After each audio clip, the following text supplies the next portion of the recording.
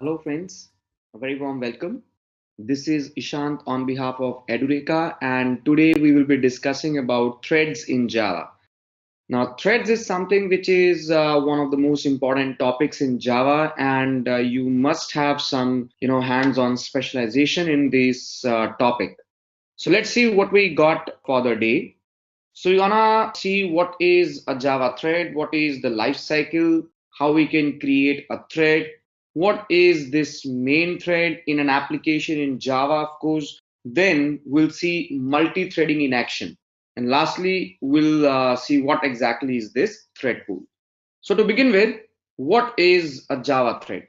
So guys, a Java thread is a lightweight sub-process. Now in an application, so we have one main thread. So when our application is running, so operating system is going to create one process. So same way over here, Java virtual machine will take care of your Java applications. So process would be created and each and every process will have a main thread. So thread is a lightweight sub-process. So here it is the smallest independent unit of a program. It contains a separate path of execution, and every Java program will have at least one thread that is something known as the main thread. So main is nothing, it's an execution context where the certain jobs will be executed one after the other in a sequence. Now, if you want to create a thread in Java, so we got this thread API from the java.lang package itself. You need not to even import it. So it's by default in the lang package. Once we create a thread, it will have a life cycle. So how it's gonna work, right? So a thread can lie only in one of the shown states at any point of time. So typically, guys, we'll have a thread with a state called new. So when you create a thread, its state is new. Then we move into the runnable, then into the running, and finally the thread will be terminated. In between, a thread can have the waiting state, which can iterate between your runnable and running. So let us have a look on to individual states. What exactly is what state? So having a new state means that we are going to initiate a new object of a thread. You can even say that the thread is just born, right? It's just like creating an object of a thread in the memory. Thereafter, once a thread is created, we start the thread. So once we start the thread, the state is changed to the runnable state, right? So that it can run. And finally, your thread is now running. So running means it is executing a run method, which is the method we have to override from the thread class, right? And we even have the yield method that can send them to go back to the runnable state again. What is waiting state? When a thread enters a state of inactivity, so thread is not performing any action, it is waiting for some other thread to give back the data, or it is sleeping, or it is blocked at certain scenario or a use case. So that is known as a waiting state. Your thread is not currently resuming the tasks. Finally, the thread is terminated. So when your thread has completed its task, right, so it is terminated. Now let us take one example of this thread. Consider that you are going to play one audio file in a media player, right? So let's say you have a media player and you're going to play an audio file. Now the moment you tap on the button to play that audio in your phone or in your PC, right, so a new thread is created. And you see that finally the thread starts proceeding. So your song starts to play. So from the runnable, it enters into the running state and it keeps on running till the song is not finished, right? So that's like the terminated. So in between, you just go for the pause, right? That's like where your thread is now doing a wait operation. So when your song is automatically finished or you stop the song, that is the terminated state. So one of the just an analogy that how the thread is going to work for us. Same way, there can be a use case that you want to download some image from the server. Now, threads are typically used when we have to perform a long running operation, right? So there we create this thread. Downloading an image can be a long running operation because it is dependent on the network speed. Now, when you want to download an image, so you create a new thread. So in the background, what we will do is we'll start fetching the bytes from the server for the image, right? And in the running state, your thread is continuously fetching the data. There can be a state called waiting. Let's say network connection has been disconnected. So our thread can wait until the network connection is, re-established. And terminated would be a state when the image is properly downloaded. So a couple of examples demonstrating how the life cycle of the thread is supposed to be. So now we will look into how we can create a thread. So guys, if you want to create a thread, right, you need to understand the reason why you want to create a thread.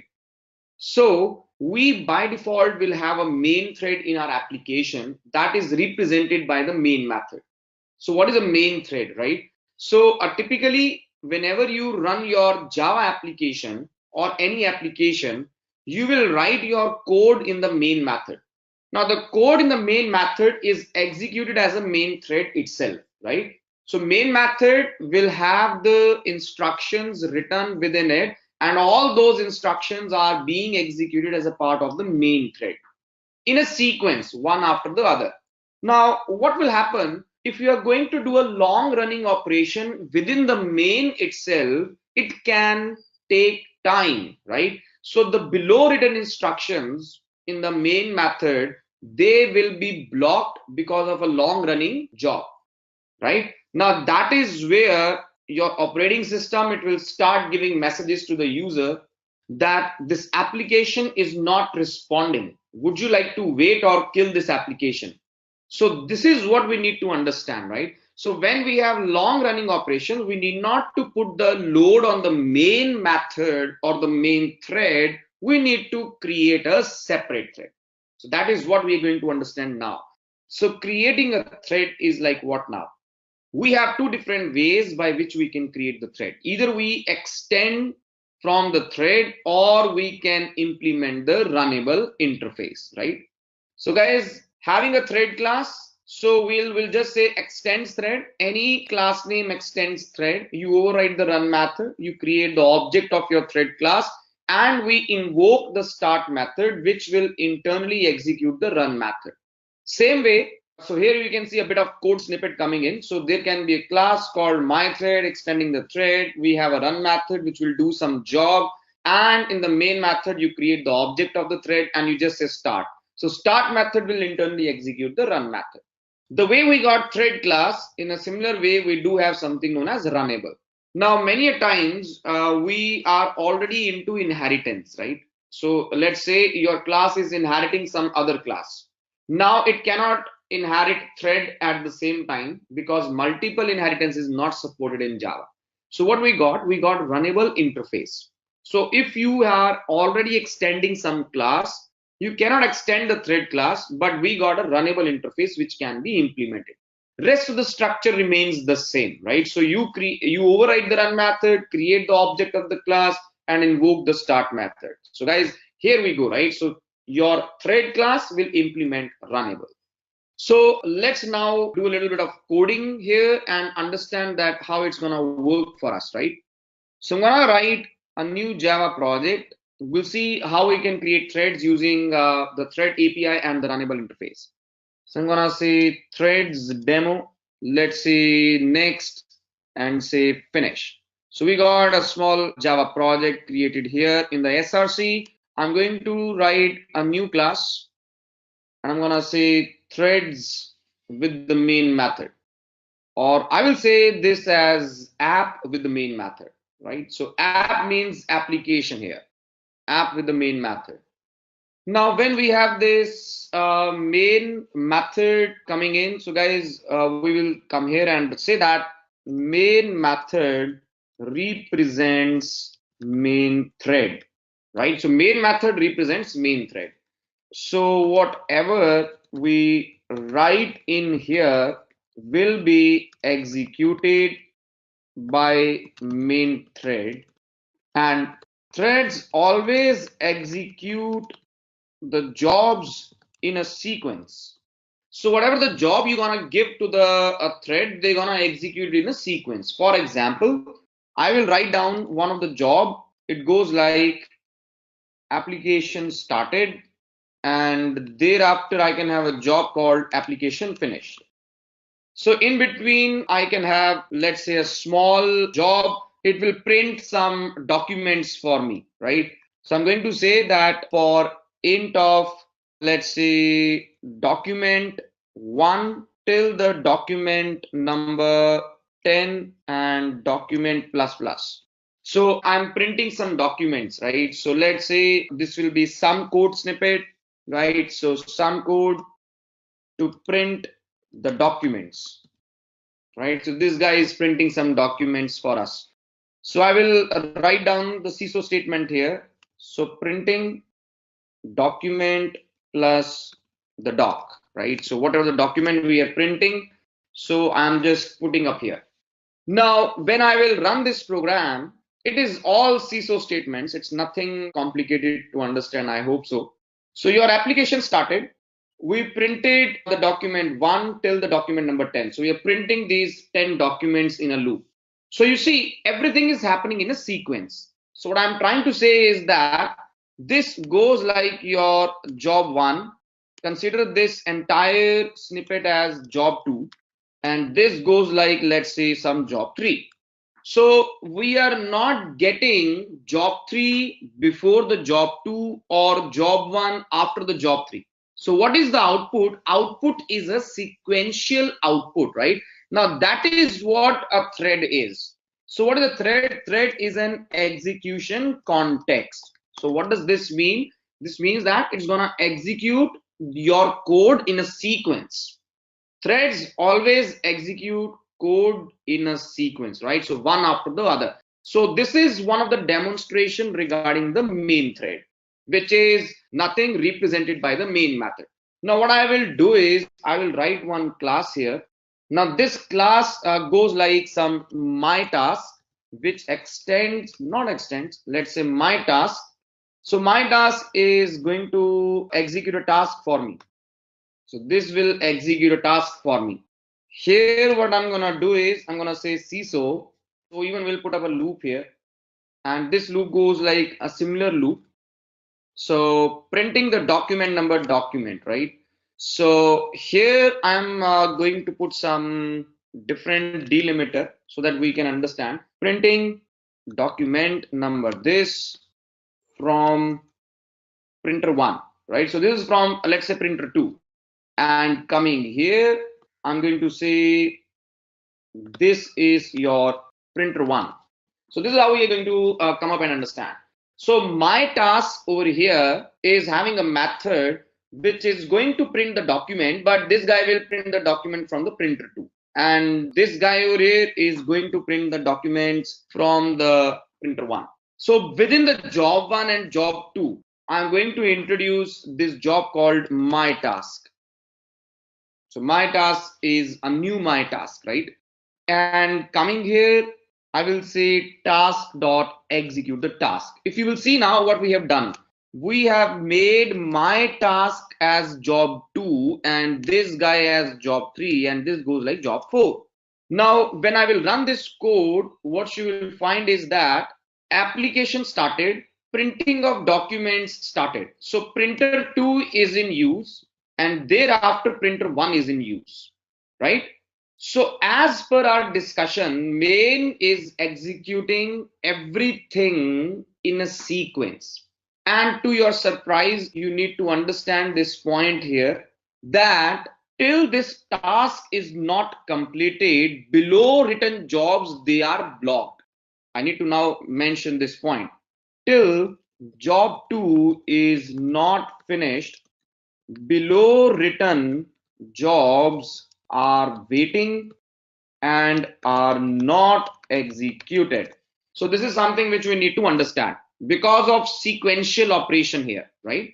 So we are seeing a sequential operation. So that is the reason till job 2 is not completed, below mentioned instructions or the jobs, they are waiting.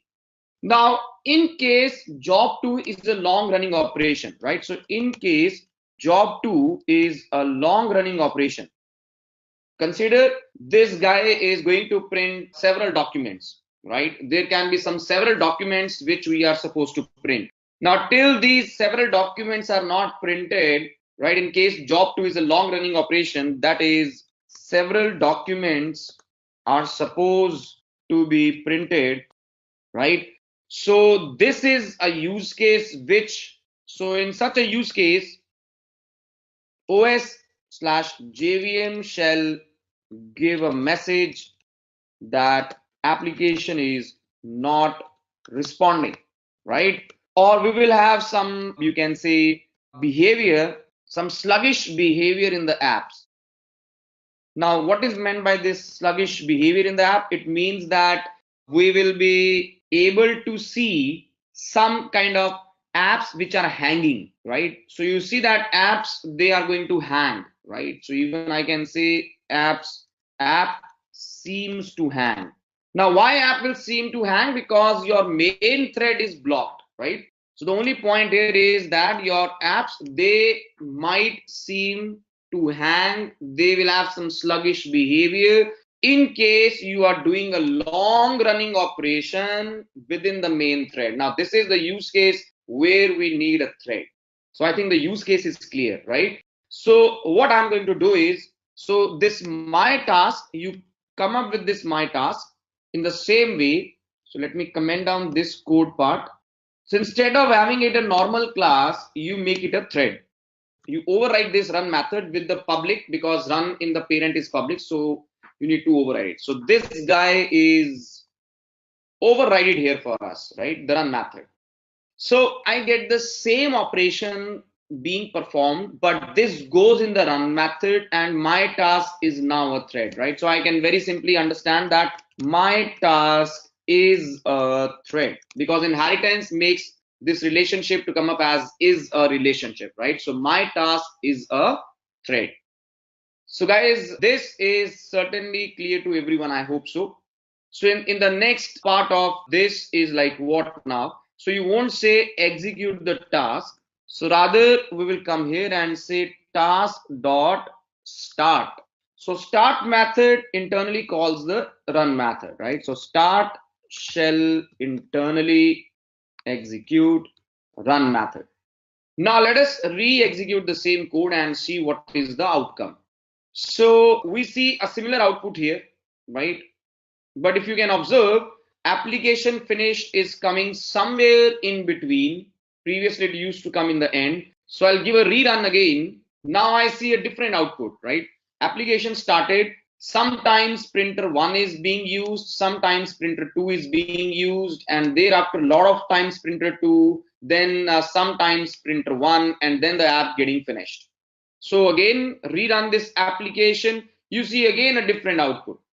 So every time when you will execute your code over here, what you will see is a different kind of an output, right? Why now the outputs are mixed for us?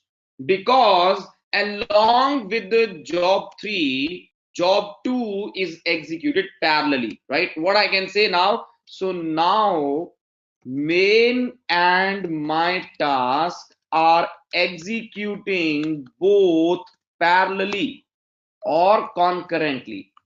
That is the reason you are able to see a mixed output for both of these threads.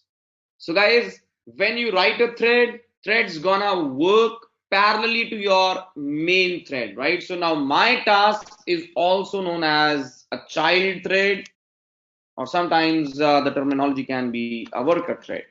So child thread or a worker thread, right? So this guy is going to perform certain operation which will not affect the performance of the main method or the main thread, right? So we are having this main thread which is not supposed to be getting affected by the operation of my task because my task is executing separately, main is executing separately within the same process, of course. So they are not interfering in a way that it has to be waiting for one guy, that it should stop, it should finish its execution, then the main will resume. So we are getting the things executed in a parallel operation. Now the same thread called my task can also be created. So considering that you have a class called some CA, right? And I'm just gonna comment down this guy now. So considering that we have this my task extending CA and thread both. Now, this is not allowed in Java. Multiple inheritance is not supported, right? This is an error. Why? Because multiple inheritance isn't supported. So what we will do? So we'll come here and we will say extend CA, but don't come up with the thread. You can say implements runnable. So that's just one basic change here. Rest everything remains the same. So guys, in case your class is already a child of some other class, right? So if you are already having this inheritance implemented, so you won't be able to write comma thread. Multiple inheritance isn't supported in Java. So you can anytime come up and say implements runnable. Coming here, you are now going to do it in a different way, right? So let us see how we can create the object. So you can say runnable R is a new of my task. So you write a polymorphic statement. The reference variable of the interface is pointing to the object which implements it. Then I will create a normal thread object. I will say thread task is a new thread within which I'm going to pass this runnable reference, and then I will say task dot start. So this is a bit of change when it comes to runnable versus your threads. So you run this code here, so it's gonna work in the same way for us, right? So it's again a thread. So printer 1 or printer 2, right? So they are now the mixed outputs. Mixed outputs, they definitely show that our jobs are getting executed parallelly. So main is not getting affected now, right? So that is how we are able to understand this point. So every time you will run this code, you might end up in looking the different outputs. Why different outputs? Because execution of threads is not in our hands. It is in the hands of JVM. JVM can perform time slicing. It can give some time to the main thread, some time to the my task, right? So that's how we are able to understand the threads in Java, guys. I hope you have understood it. So now we shall be proceeding towards the next part. So the next part over here is to differentiate between thread class and the runnable interface, right? So guys, there is some common things and some dissimilarities. So over here in thread and in runnable, so a unique object is created for both of the cases, right? So memory consumption of course increases because we have a separate thread running in the same process. Then class extending the thread cannot extend any other class because of the multiple inheritance. But here runnable helps us to perform this same use case. So if you are already extending, you can implement a runnable. So thread class is extended only if there is a need of overriding the other methods of it. So if you are actually inheriting the thread class, so you might be looking forward to override its other methods as well. But in case you don't want to do that, runnable is the best use case, right? Because runnable, you can only have this run method which you can override. Then having thread, we got tight coupling, and runnable is loose coupling. So of course, guys, when you have a loose coupling, dependencies, they gets reduced and is a better use case to use. So moving ahead now, so I hope thread versus runnable is good to go. We saw how to create a thread, what is a thread, and how it is helping the main thread to accomplish the jobs. So what is this main thread? Once again, main thread revisited. Guys, main thread is the important or the most important part of any application or a Java program. So whenever you run your application, your main thread is executed. So every program will have this main thread, and Java main thread is needed so that we can spawn the child threads. We can create child threads, we can start them. You have seen that we created my task, we started the my task, right? So it must be the last thread to finish the execution. That is, the main thread stops the program, terminations. So it's gonna terminate the program. So when your main thread is finished, so it is basically a termination of your application itself, right? So Java main thread, guys, how it's gonna work, let's see that part now. So typically JVM is going to start the main thread and some other daemon threads at the same time, right? So when you run your application, the main thread and the daemon threads, they are started by the JVM. your main thread can further start multiple child threads. For example, child thread A, child thread B, and the threads can further start the other threads. For example, thread A can start the thread C. So if we talk about our example here, so there can be my task, there can be your task. For an instance, we can have some other guy called your task, right? So this guy is working on some printer 3, right? So we can have these multiple threads which can be spawned in the main method itself. So here I can just say thread your task is a new thread. In between I can pass a new of your task, and then I can say your task dot start, right? So it's one the same story. Either you write this polymorphic statement or you directly pass the reference. So these two instructions can also be, written in a way of a new thread, and in a new thread you pass a new of your task, and then you simply say the start, right? So you can conclude it in a single statement in case you want, if you don't want to have the reference to the thread. So these threads, right, so they can be multiple threads here and there. So now we see multiple threads in action, right? So if you want, you can have your threads in a lot of threads executed from the main thread itself. Even what we can do is from these threads we can execute some other threads. So that is what we were trying to understand. And one more thing, any thread can be marked as a daemon thread. So you can just say task dot set the daemon as true, right? So what is this daemon thread? Daemon thread is a thread which is going to be executed by the JVM whenever the application starts, right? It's gonna execute the thread along with the main thread. If you see the image, so that is a bit about how the main thread is going to be executed. So now next part is multi-threading in Java. So typically multi-threading begins when you have more than one thread in your process. So of course, if along with the main thread a new thread is getting into execution, that is a perfect example of multi-threading itself. But what we are going to do is we are going to take up some use case that in case there are a couple of threads or multiple threads other than the main thread, so how they're gonna work and what can be the scenarios which we can observe when they are executed. So what is multi-threading? So guys, multi-threading is the ability of a program to execute more than one threads concurrently, where each thread is handling a different task at the same time, right? So that the available resources can be utilized in the most optimal manner. So let's say there's a main thread, and main thread is going to start some child threads, and there can some switching between these child threads, right? Because they are going to perform the jobs, and your time slicing will be coming into the action where some jobs of thread A will be finished, some jobs of thread B, some jobs of thread C, right? So there will be a switching between these execution of the threads. So let us see one demonstration where multiple threads can be introduced. So I'm going to write a new Java program, so a new class.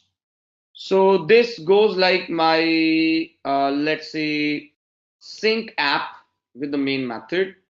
So this time I'm going to perform a separate operation, right? So consider that here your application started. So this is your beginning of the main thread, and this will be the ending of the main thread, right? So that is how we are considering. So main is a thread, now we understand it, right? So main is representing main thread. Always remember this, guys. So in order to prove this, what I can do is I can just try to say int I is 10 divided by 0, right? And I will run this code here as Java application. So what you see is it says there is an exception, and the term which JVM is using is thread main at line number 11. If you see this line number 11 is divide by 0 error, that's like arithmetic exception, right? So what I'm getting is thread main, right? So JVM says main method as thread. So that is one of the proof of concept what I'm trying to say, that why main is representing the main thread, right? Now there is a class called printer. So printer is supposed to print the documents. So I'll have this guy called print documents, right? So printer is supposed to print the documents. How many documents do you want to print, right? So in begin, or let's say int some number, right? So I'm just gonna take some number here. So I will say for int I assign 1, go till this number and say plus plus. So there can be even more details in the print document, but I'm just taking one of the examples here. So I will say CISO printing document plus the I. So we are going to have this document printing done for this I. I can even take one of the name, right? So I can take doc name, and this can go like number of copies. What is the name of the document which you want to print and how many number of copies you want. So I'll take this number of copies goes less than equal to number of copies, right? And printing instead of the document, I'm just going to have this document name. So I think this is one of the use cases which I wanted. Yeah. Now having a printer object, so I'm going to write a printer object. Printer is a new printer. This is one of the printer object. And if I want to print the documents, right? So what I will do is I will say, dear printer, please print me the documents. I want 10 copies for a document called 𝐿𝐿𝐼𝐶𝑎𝑛𝐻's profile.pdf. So I want the 10 documents for 𝐿𝐿𝐼𝐶𝑎𝑛𝐻's profile.pdf. So when I will run this code here, so you see your printer is printing the copies. So it has clearly said 1 to 10, right? Now, why we should be getting the documents printed here in the main method, in the main thread? We can have a separate thread, right? So I'm going to write a separate thread. So this thread goes like, let's say my thread, which extends thread. And I'm going to override this run method. Always remember, guys, you can anytime have your runnable interface or this thread, whatever the way you are comfortable, right? So here in the my thread, I'm going to have this guy called printer pref. I'm going to have a reference to the printer in the constructor. So I will take printer p here and I will say pref is p. So in the run method here, I will say pref dot print the document. So I need 10 copies. So this is like John's profile, or let's say John's profile is the name. So now, so once I created the printer object, I'll create the object of my thread. So I will say my thread mref is a new my thread, and I'm passing the printer over here. You see, we have one object of printer, right? How many objects of printer I have created? So we have only one single object of printer, right? Only one single object of printer. So we are giving the reference. So my thread is having reference to the printer object. So since my thread is having reference to the printer object, so printer is copied to the P is copied to the pref, and you are doing a print documents here. So I will say mref dot start. Now what will be the benefit? The benefit is that printing is happening in a separate thread. That's like my thread. So now when you run this code, you see application started, application finished. So main thread is okay to go with it, right? And the jobs are getting executed for John's profile by my thread. Now consider along with the my thread, you see you got this my thread. I'm gonna write a your thread, which is very much same. All right, it's exactly the same story. So instead of John's profile, this is Fiona's profile, which we want to print, right? So the way we got my thread, in a similar way, I'm gonna say your thread. Let's say yref is a new of your thread. So it's gonna work on the same printer. So you see, my thread is having a reference to the printer object. Your thread is also having a reference to the printer object. But guys, what is the use case or the scenario? Scenario is that we have multiple threads working on the same printer object. Now, this is a very difficult use case. So, you see, printer is now going to be shared between two threads. If I start both the threads now, so I say yref dot start as well, right? So you see what's going to happen. So we are getting the documents printed. So you will run this code. So any time of any point of time, what you will see is that the outputs they're gonna get mixed up for us. Right. So let me just keep on running this part here. So you see the outputs they are getting mixed up now. So 1 to 9 for the John, then 1 to 10, and then the John profile. So it's totally, you see the output coming here now, right? So it's all mixed up. Can you imagine such a scenario in a real-time environment? So let's say two people, they want to print the documents in the printer. Can you imagine printer printing document 1 from the first fellow and then the document 2 and then document 3, then 4? So it's all mixed up, right? So rather what printer will do? Printer will take the commands from the multiple people, multiple computers, but it will print one after the other. So this is one of the use cases which is not good to go, guys, right? So this is certainly not what we want. So what is this? This is known as asynchronization. Threads are running parallelly. Now there can be a use case, there can be a scenario where multiple threads, so if multiple threads are going to work on the same single object, we must synchronize them. So they are not supposed to be executed in a sequence. So what I'll do is I'll introduce one more method here in this for loop here. So I will say a thread dot sleep for, let's say, 500. What is this thread dot sleep? Guys, sleep method will temporarily pause the execution. All right. So I'm going to select this guy and say surround with try catch because sleep method will throw an exception. Now when I run this program here, so what do you see is along with some delay, the output is coming up for us, right? So let me run this code once again. But this output is not at all acceptable since my thread and your thread are working parallelly on the same object. So it is printing the documents sometimes for my thread, sometime for your thread, which is not a real life use case. This is implemented something in a wrong manner, right? So what I can do is immediately after the start method, I can say mref.join. So what does this join method is going to do? So it will again throw an error. So we'll surround it with the try catch block. So now what you will observe is synchronization coming into the action. Let me run this code. What you see is after putting the join, all the documents are printed from the my thread and then it is your thread in execution. Let me re-execute the program for you people. So guys, you see your John's profile, till John's profile or John's papers are not finished, Fiona's paper were not started.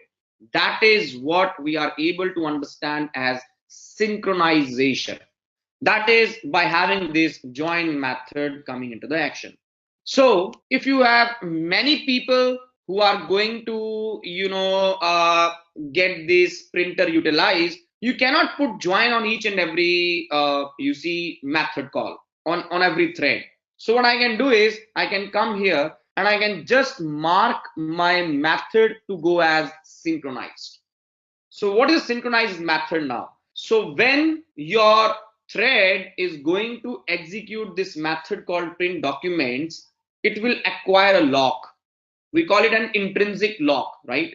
Now, once the lock is acquired, no other thread can access the print documents. So rather than having the join function call, what I'm doing is I'm marking my method as synchronized. So if multiple threads are going to access the same method again and again, so what we are going to do is we are going to synchronize them. And now when I will run the code, what you see is the same output coming in for us, right?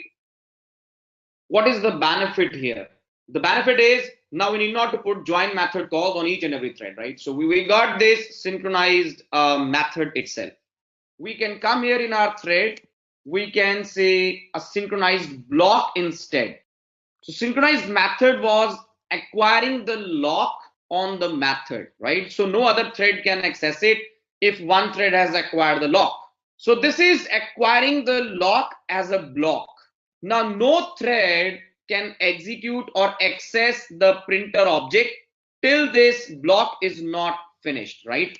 So this synchronized block has to go in your threads. So there are two different ways by which we can implement synchronization using the synchronized keyword. So the output will again remain the same for us. Now, where is synchronization needed in multi-threading? We need synchronization in multi-threading when both the threads or multiple threads, they are working on the same single object. Now, that is the use case where you need to implement synchronization. So guys, I hope this is clear to everyone. What is the synchronized keyword? So now let us come back. So guys, this way we have synchronization. In a similar way, we have something known as a thread pool, right?